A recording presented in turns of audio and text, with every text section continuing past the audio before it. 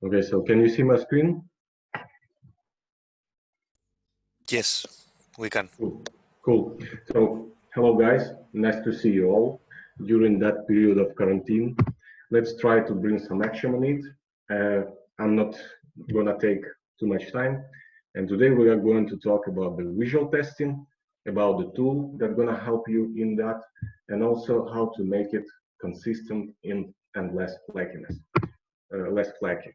My name is Pavlo Strunkin. I work in Signum as a QA automation engineer. I'm passionate about development and QA in particular. So just in case you want to ask some questions in person, here are my contacts. According to agenda, we're gonna discuss first what is the visual testing, how to use it. Also gonna make analysis of several tools that are presented on the market. We're gonna make the comparison of them, and I'm gonna highlight some tips how to make the visual testing better. And of course, you're gonna have a chance to ask a few questions. So imagine that you have your project and you do the screenshot of some parts of that project. You check those images, you save it as the baseline. And every time you prepare the next release, you try the image again.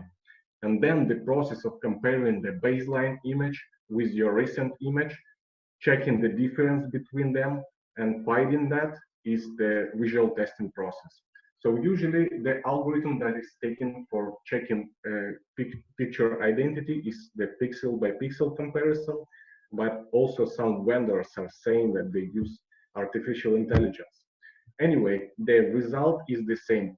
The output is the difference. And now it's your time to decide whether this difference is something that you expect to see or not.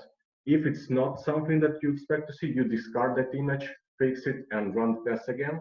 But if the image is everything is fine on that image, you are allowed to accept it as the next baseline, and the process repeats again and again.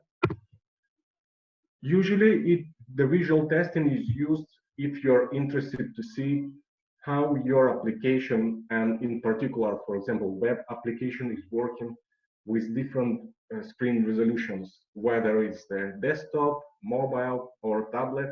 You can make the checks for different resolutions. Also, you can make the checks for different browsers if you are interested in that. And a part of checking the whole pages, you can also make the assertion of separate elements. For example, if you are storing your elements, reusable elements in Storybook, it can be applicable for Angular, Java, React, or Vue. You can make the screenshot of separate parts of your site and make the screenshot of them, of course.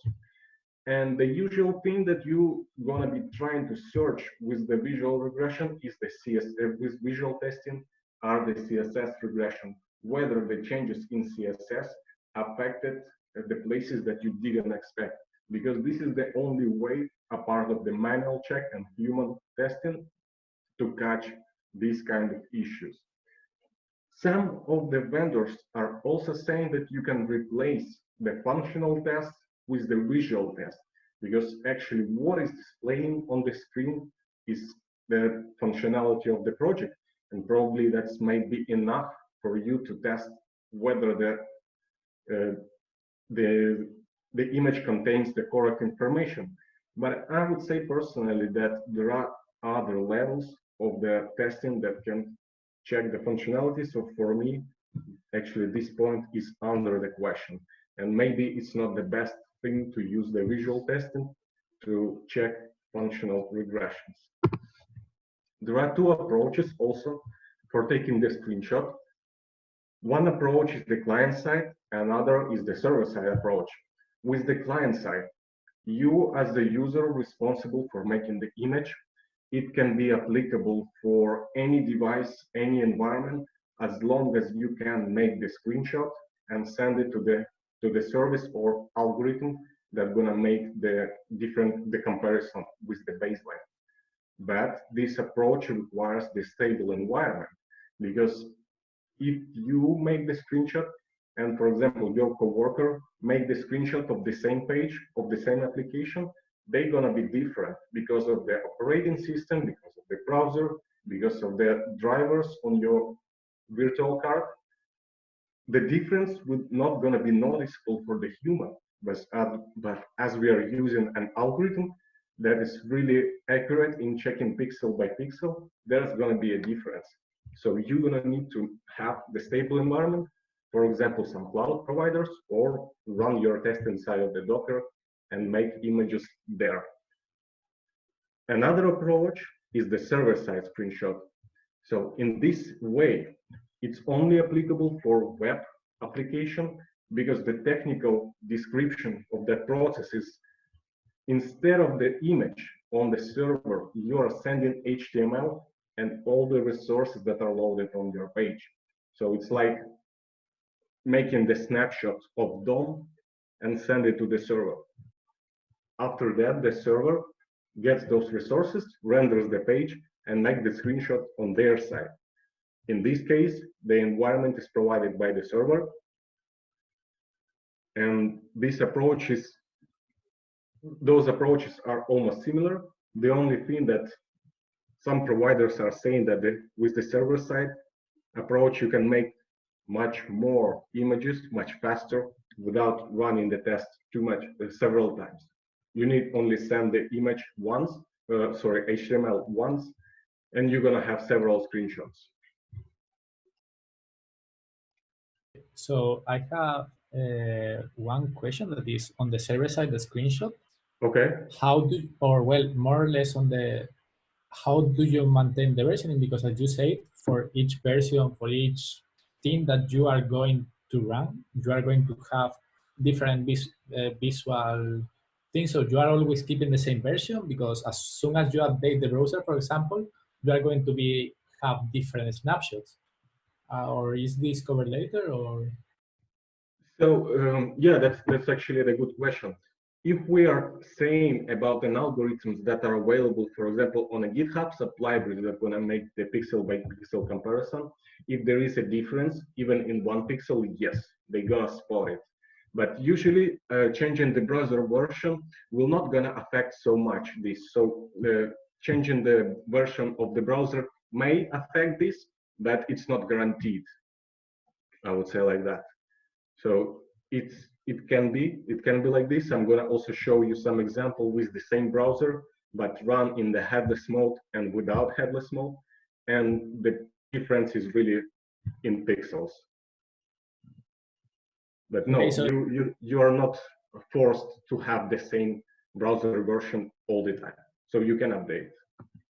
Because I suppose that also when you have like these discrepancies, it's by a percentage, right? You know how much it is, and for example, if it's a not considerable amount, you can recognize that it's not something that is really problematic, right? Yeah, you can set some tolerance, of course. Okay, thank you. Okay, so that's like two approaches in that. And as this research for tools was like a part of a real task on my project, I was tied to the technical stack that was used in my project. So currently we are using JavaScript, Jest for running the test, and we are using Playwright. So if you don't know what is the Playwright, it's something similar to Puppeteer or to WebDriver, but more to Puppeteer. It's like a next version of Puppeteer because it's made by the same guys. Before they were in Google, now they are in Microsoft. And the key feature of that tool is that it allows you to run your test on the same environment, but cross browsers. So you can run like Safari on the Windows. It's like possible. The developers are saying that it's going to be possible with that tool. So here is the link with the QR code. By the way, you can prepare your QR code readers, even though I'm going to share the presentation with you. But meanwhile, I'm going to be showing you some of them for open source solution, because the paid one solution are not paying me for the advertisement. That's why I'm not going to share their links. But even though, so here you have one. But you should also understand that I haven't done the complete research of the whole market of the tools that are presented there. because I was tied with the time frame and of course with the technology stack. Here is the link to the most complete list. Of course, it's not complete either, but at least it contains lots of URLs with some blog posts about the visual testing with some tools. And I also used that resource for making the for pick several of them. So feel free to review if you're using, for example, Java and Selenium WebDriver. For sure, there's going to be another better tool for you. But we're going to review the concept and what is important, what I think is important in choosing of those solutions. So here is the list of tools that we're going to review. ApplyTools, per se, those are system as a service. They are paid one solution and they are applicable for huge projects. So it's like ready, production ready solutions. The jest-image-snapshot is the simple library and probably is going to be more useful for only developers use. And Visual Knight is the tool that I found during the presentation to that speech. So this is the open source system as a service solution as well based on the pixel mesh. So we're going to review that. So with ApplyTools, after you get registered, you need to acquire the ApplyTools key on their admin panel, and you're going to need to integrate your testing framework with them. You can have it integrated if you are using like Cypress, WebDriver, or other well-known tool, but not unfortunately for Playwright because it's quite new. In this case, ApplyTools is providing the image SDK in different languages. So we're gonna take the SDK, the core SDK from ApplyTools, and gonna use it for the testing and add assertion inside of the test. So the installation of this tool is quite easy. You just need to add the additional dependency. You don't forget to switch as well the jest environment to Node. Otherwise, you're gonna have some strange errors. So if you're using JavaScript and Jest, don't forget about that. After the installation, you need just to insert the dependency, insert the model, create the class, set the API key. You can set the project name and the name of the suite. And already inside of the test, you can use your simple end-to-end test. You're gonna need to add those the invocation of the method, which is the check image, and pass the image as the parameter to that with the name of that check. As the result, when the tests are done, you're gonna need to wait some time unless the ApplyTools gonna make all the assertions. And here is how admin panel looks like. Here you can see the list of the tests that were run before. When everything is fine, they are marked with the green color. Here you can see the names of those tests, and like everything is fine. Whether there is a difference, this difference is highlighted. You can like highlight where this difference is. You can add the comment. You can create an issue with Jira. So there are lots of interesting functionality here in admin panel. But most important that you can accept this difference as new baseline or discard it. As I already said, the admin panel from ApplyTools is really great. But one feature worth mentioning is the ignore area. So for example, if on your site there is an area that constantly gets rendered differently, for example, if you have like Google Maps on your site, the Google Maps are loaded inside of an iframe. If you're gonna take the image of that iframe, this is gonna be different all the time. So somehow you need to ignore this area, and to make the test consistent. And ApplyTools in particular allow you to make it quite easy with this feature. That's one of them. Another feature is before we've been using the client-side image approach, as we were taking only the images on our side, but ApplyTools is also providing the server-side images. Here is like description of the whole process. In particular, it's something that we already discussed. You need just to render the page and send the HTML and CSS rule to their servers, and they're gonna make their magic there. If you're interested more in that tool, a few days ago, actually, they made the presentation about this. So feel free to check it out with the video. They are saying that with the apply tools, you can somehow substitute the functional testing. So if you're interested in that, here is the link. And I would say it's really cool. The only drawback of that tool is the price. The trial period is only 100 images per month, and I don't think that it's really enough for trying that tool and check how it works. But as the pros, you have the easy integration and test. They have numerous integration with everything that is more or less well known, a part of the Playwright, of course. But anyway, they have integration with WebDriver, with Cypress, with everything that you can see on the market, and they have it done for every programming language. And also UI admin panel, if you are thinking of managing hundreds or thousands of an image, probably is the solution for you. And they both support the client and server-side screenshots. So quite cool, but the competitor of that tool is the Percy. The Percy is supporting only the server-side screenshot. That is why it can be applicable only for web application, but nevertheless, we are using the web application. You can get the Percy token after the registration. Then you're gonna need to find the library that integrates your testing framework with the Percy, whether using Selenium, Puppeteer, or something else. It's already integrated.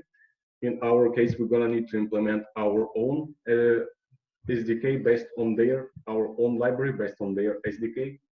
I'm gonna show you how we are creating the config file, add assertion during the test execution, and run the test inside of the Percy agent to have our resources delivered to the site.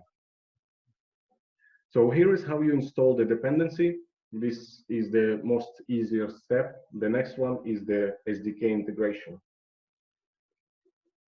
The documentation that is put on the Percy site consists of two steps.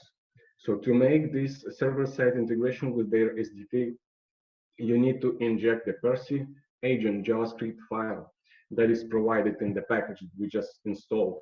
You need somehow to make it accessible on the page that you want to have a snapshot of. And from the scope of that page, you need to execute few JavaScript commands, few JavaScript lines, like creating the Percy agent class and call the snapshot method of that. So that sounds quite easy, even though I had no idea how to integrate that. But luckily, I knew that Playwright is like the second version of Puppeteer. So I just review how it was done with Percy Puppeteer integration. I changed the type from a Puppeteer page to Playwright page, and it was working as the charm. So I believe that in nearest future, the integration is going to be there. But just in case you want to try it by your own with Playwright, you can copy the code from this repo, and it will be working for you. When the integration is done, the next thing you will need is to create the config file. Here, where you can set which width you are interested to get your image. For example, as we discussed, you need to have like a desktop, you need to have iPad, and you need to have like a mobile version. So these three dimensions, you're gonna have the images of those three dimensions. And by default, Percy supports Chrome and Firefox.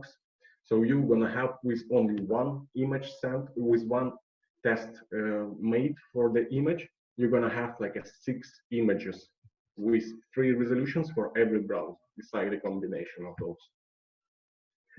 The next one is the Percy CSS, and as Percy is not providing the same functionality like Apply tools, where you could ignore some area of the image, they make it a bit different way. They allow you to inject custom CSS on the site to make the same as we did in Apply tools. So here is example of how we find with CSS selector the element that contains the Google Map iframe, and we just make it, we just switch the display attribute to none, not to have it visible on our screen. Otherwise, we're gonna have flaky images, and you can set here, this is like the place to put global CSS configuration. As well, you can put the configuration in every time you do the screenshot test, screenshot assertion. You can pass specific CSS to them. It's like one place for all the tests. And the next configuration is the allowed host names. Here is something that is specific for the server-side server-side approach, because by default, Percy grabbing all the resources only from your site. It grabs your HTML and all the CSS and JavaScript files. But if you're using, for example, some third-party libraries that gets downloaded from your page, for example, you can download Google Fonts from the CDN. By default, they are not going to be captured, so you need to explicitly say it in the config file. Otherwise, you're going to have different image when the person makes the screenshot. It's going to be different. And the last configuration is the network ideal timeout. It's something that cost me at least a day of the investigation, because when I was making the screenshot of my homepage with really huge image on it, every time I get the response from Percy, the image was not loaded on their screenshot, regardless of how much time I was waiting on my side, because it doesn't matter really how much I wait on my side. As image gets, as the HTML gets rendered again on the server side and the image is taken on the server side, it was really not important how long I was waiting. But this configuration in particular sets the timeout for the server to wait until all the resources gets loaded. For example, if you have the big image as I had, this is the place when you can set 2.5, this is the example of 2.5 seconds of timeout. By default is like half a second timeout. After all this is done, the rest is quite easy. You just, sorry? One question about last part of the allowed host name. Okay. So if, for example, you were loading a CSS library or whatever from a CDN, you will also have to add it on the allowed host name, right? Yes, exactly. Exactly. This is the purpose of that. Okay, thank you very much. Okay, so whenever everything is done, the config and the integration with SDK, you just need to invoke the method that you just created from the SDK and pass the needed parameter to that with the name of the site, and slightly change the command line that you run the test. If before, for example, it was like npm run test, now you need to add the Percy exec and the pass to your config to run your test in scope of the Percy. This like gets Percy agent running and the magic is working. When the test gets done, also you're gonna need to wait some time unless they process all the images, check all the differences. Here you can see the list of your test execution. You can open every test run, check the difference, it's highlighted like in red, and make the decision whether it's going to be a new baseline or not. So this is like the functionality of the Percy admin panel, not as rich as before, but as the plus, you have here a much better price, and the trial period is 5,000 snapshots per month comparing to 100. So at least here you can play and decide whether this approach is working for you. And even the functionality is not as big, you have still your admin panel. So if the manager and non-technical person is interested in having the results of the test, it's gonna be able to see it. But as the drawback, this tool is used only for web application. So in case you want to test something else, it's not gonna work for you. Another example of the tool is the jest-image-snapshot. This is something slightly different than two examples we saw before. Before it was the whole systems. Here is the library. It does all the checks on your side. It's made by American Express. Here is the link to their GitHub account with that tool. So if you are familiar with snapshot tests, the approach and the process is completely the same.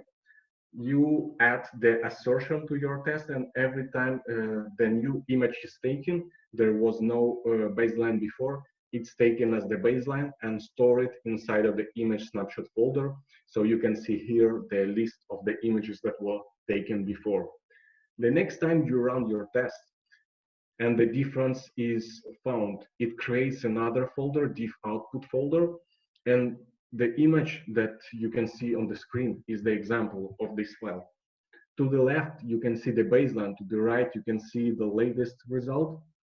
Even though for human, the difference is not noticeable, but this is like example taking the same image on different environment. In this case, it was the Chrome headless, and after it was Chrome not headless. So that's like the example when you need to maintain the same consistent environment for the test.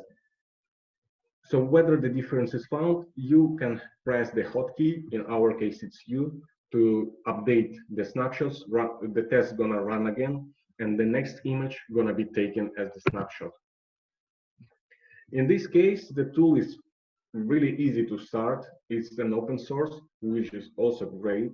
But unfortunately, if your project is more than one person is developing, or maybe two persons is developing, and you want to maintain more than 10 images approximately, probably it's not the best solution for you, because you're gonna have to store your images inside of the Git repository under Git, and it's probably the case that you're gonna have some merge conflicts, and solving merge conflicts within the images probably is not the best idea. Also, if the management is interested in that, the only place when they can see the images are their repository. Maybe it's also not going to work for you. And the last thing that I've noticed is, as we are not just taking the image as the snapshot, we are running the test again, and only the next image going to be taken as the baseline.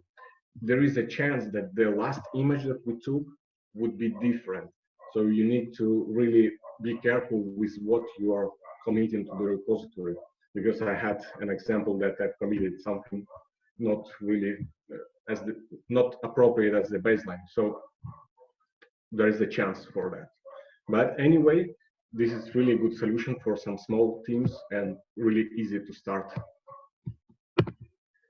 The last example and the last candidate is the Visual Knight. Actually, this tool was found during the preparation for that presentation. And funny thing that before, this Visual Knight was the commercial solution, and half a year ago, seems like something went wrong, and they made it open source and like closed their service.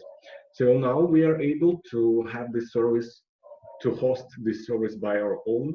They are providing the GitHub repository, where you can clone the repository, run the backend, run the frontend. Everything is written with JavaScript. They have Node.js on the backend. They have Angular on the frontend. You can choose which database you want to use, and that's it about deploying the server. After you have it working, you're gonna need to, again, log into the admin panel, get the token, integrate the library with your test, and add assertion to the visual checks. Even though the Visual Knight right now supports only the JavaScript as the core SDK, it also have the API endpoints. So potentially it can be integrated with any programming languages and with any framework. So far it's only in JavaScript. You need to install the dependency, import it, and pass the configuration.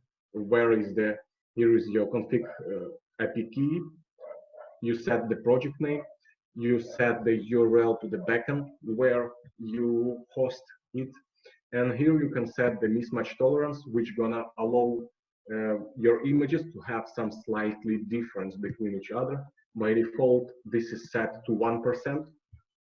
And this is how it looks in first, the basic configuration for that. And after the configuration is done, already inside of your test, you're gonna need to add the invocation of the method with the name of your test. You need to pass the image that you take before, and you can also set the configuration for which is the operating system and browser was used for that image. This is important in order later to have the admin panel with report. You're gonna have this on the admin panel where you can go and check whether something is failing. It's immediately firing the max test to fail, and in console it's gonna send you the URL to the difference. You can navigate to that URL, you can see where is the difference. In this case, nothing was rendered, and we just can discard this image because it's not gonna be our baseline. So the cool thing that is really open source, it's already implemented with your admin panel, so potentially this can be used in really big projects. But of course, it needs some time to integrate. As this is self-hosting system, you also need to calculate some efforts to maintain that. And unfortunately, the documentation is not the best. Believe me, I've tried to start using that tool, and initially nothing was working. So I needed to go to the source files and understand how it really works. And for sure, there are bugs. Before, they were really blockers that wasn't possible even to check it. But as no one was using it, now at least me is using that. I try to contribute to that project. As I said, potentially this can be a really huge candidate to compete with the pay-one solution. So you should also, I encourage you to take advantage of this lockdown, of the quarantine time. Maybe you're crazy as me and you want to contribute into this project that no one yet is using, but potentially can be a good thing. So here is the comparison between every tool that we checked so far. For me, it was important which license or which price I need to pay for the tool, whether the admin panel is available for my manager to see the result. I didn't want to store the images locally, so I prefer the cloud solution to that. Also, for me, it was important that on the image, I can ignore some part of that. And of course, as I used web application, for me, it was not really important whether the server or client screenshots. And of course, the programming language needed to be JavaScript at least. In this case, ApplyTools is the solution where when the money are not important, because you can have everything in the cost of money. For the case of the Percy, with the 5,000 images per month, you can have almost everything. At least ignore area is implemented with this custom CSS, but at least it's something. It's only applicable for the web, and the languages that have the integration with Percy are the JavaScript, Java, Python, and Ruby. Probably there are going to be some more in future. With jest-snapshot, it's a bit different. This is really a great tool for small projects and only developer use, where it's it's applicable only for JavaScript and for Jest, obviously. With Visual Knight, potentially you have almost everything like a Percy and ApplyTools, except that it doesn't have the ignore area functionality. But as I said, potentially this can be implemented. And the programming languages is JavaScript, and who knows, maybe someone can create integration with other programming languages. So in our project that we use the visual testing tool, we decided to use Percy so far, but let's see how it goes. Visual Knight, unfortunately, is not yet ready for productional use, and ApplyTools is way expensive for us. So our solution was the Percy. some tips at the end, some tips for making the visual testing more stable. Probably you understand why you need to freeze the animation. You can check whether library is used for the animation or talk to your front-end developer and discuss how you can freeze this animation or remove it, like to ignore area or hide it with CSS. But having animation on the site is not appropriate. Otherwise, you're gonna have not consistent test. As well, if the data gets rendered on your page and you don't have control of that, it's something that's not gonna make your visual testing work. You need to have the full control of the data. You can use, for example, the request interception to make the data needed. You can set up the data before the tests, but in case of an iframes, you're gonna need to hide them, as the content of iframe is something that we are not controlling. Maybe it doesn't work to check how they render. So if they make some pain to you, probably you could hide them. But Percy, for example, suggests always hide the iframes. And of course, I'm suggesting you to have the consistent environment. For example, you can utilize Docker, run your test inside of the Docker. For that purpose, you can use some Selenoid to have that. So that's what it. Here is the time for your questions, if you have any. And those are my contacts, just in case you don't want to ask the question now and you prefer to ask it personally. So feel free. We have some minutes for questions. Do you have any? Okay, so I have another one. The main thing I'm wondering is the setup for this test and the test environment, whatever, too hard to do? Or is more that once you do it, you don't have to maintain it too much? Is all the maintenance and how you have to handle it just a one-time thing? Comparing to functional tests, do you have like Selenium tests or other end-to-end tests in your project? Yeah. So comparing to that, it's nothing, the maintaining of those tests, because you don't need to maintain selectors too much. It's not so hard, really. It can be much easier. It's really much easier than maintaining that. So do you think that this visual testing replaces the Selenium kind or selector kind of testing, or it complements it? So personally, I think that the visual testing tools are not gonna replace the functional part, are not gonna substitute how we test front-end functionally, because we cannot test, I believe, more than is displayed on the page, and probably we can make those visual tests really huge, and this is going to be really hard. The same complexity of maintaining as the Selenium test before. I think that Selenium test is going to be substituted, but with other thing, which is the component test and snapshot test for frontend, because now the React, Angular, and Vue can test everything on their side, and I don't think that Selenium is going to be used in future. Okay, but not with visual testing. My decision is that it's only for the CSS regressions. Okay, nice to know. On the other side, I'm also wondering, did you start using visual testing when you started on the project, or sorry, I will come back. When you started on your current project, did you already have visual testing, or it was added after you entered? So yeah, that's actually the good question that I didn't cover, how we get to using the visual testing.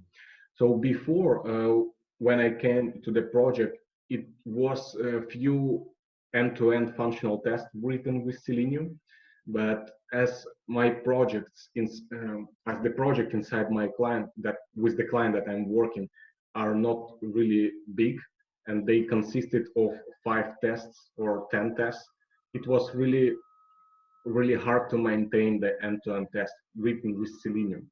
So we decided to end the support for them. But at least we wanted to have some combination of the functional test and end-to-end test. So we get to the point that it's much easier to have some script that is not interacting too much with the web, just go through the basic pages that we have, but also it involves some interaction with the web. For example, some using some filters, authorizing on the page. And we like made the substitution of this functional testing. But as I said, it shouldn't be like replacement. It's only because our projects are small and they don't need the Selenium test, end-to-end test. I mean, functional tests. Of course, they need end-to-end test, and we made this end-to-end test, but only with visual testing. So we are going through all the pages that we have, making the screenshot, and like a side effect of that is we are also checking some functionality.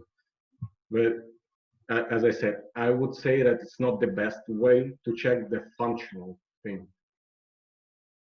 We are checking functional thing on the component and the unit test level. So from the front-end side. Really interesting. And at the end, when you did the change, did you end up noticing much a reduction of issues on the visual level, or a reduction in the time that you spent on testing visually? Yeah, actually now I'm not really spending much time for testing visually. After I made the decision that this is the baseline, since then it's easy. You don't need really to maintain them, as the image is not gonna change. It's really quick. I see in the admin panel whether something changed. We already caught several issues only because we were using that tool. With Selenium, you are not actually checking what is rendered on the page, but this visual testing helps you to find some issues that before were not noticeable. I wouldn't say that it reduced the amount of issues dramatically. No, we still have issues, but they are on other level than on the visual level. So with visual, we don't have much now. Okay, thank you. I think that's all. It's been really interesting topic, and I didn't know much about it.